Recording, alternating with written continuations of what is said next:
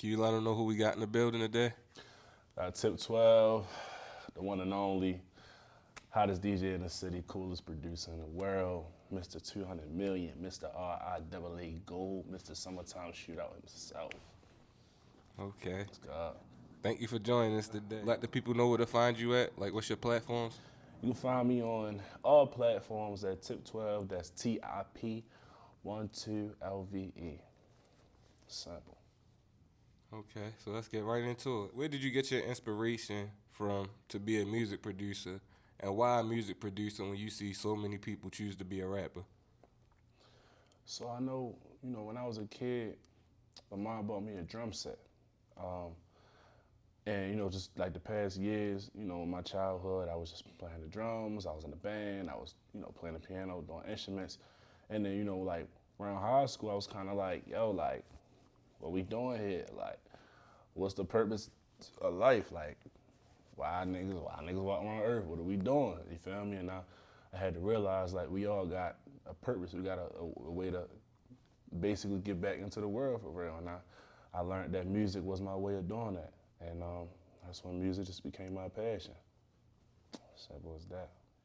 What's the difference between an engineer and a producer, in your words?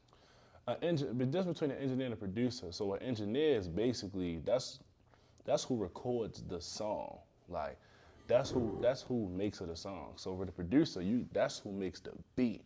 You understand what I'm saying?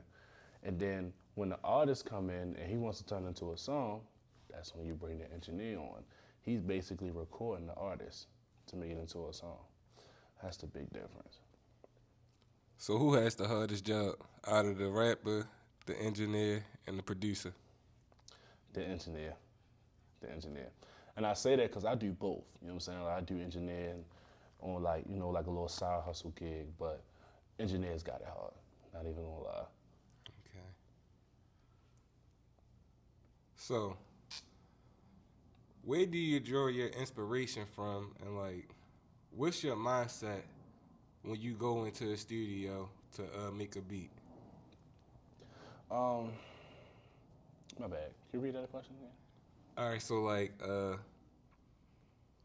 where do you get your inspiration from when you making a beat? Like, where do you get the idea or the feel to your fire from when you get inside the studio? So the advantage that I got when it comes to that is, once again, like that is being my purpose. Like that's my passion. So when it's your passion, you just kind of go with your feelings. How you feeling throughout the day? If you had a good day, you can make some turn shit.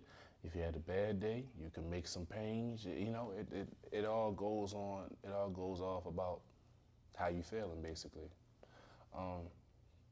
That's really it. I know when I get into the studio, it's more like everything, the outside world just go quiet. Everything just go quiet, and I can just really be myself, and I can be creative, and basically do what I want. It's nothing more, nothing less. Can you describe the steps that you choose to make a beat? So the steps I take when kind of making a beat. First, I would make the melody. If I don't have another producer send me a melody, I'll make the melody. And once I do that, that's when I go into the beat.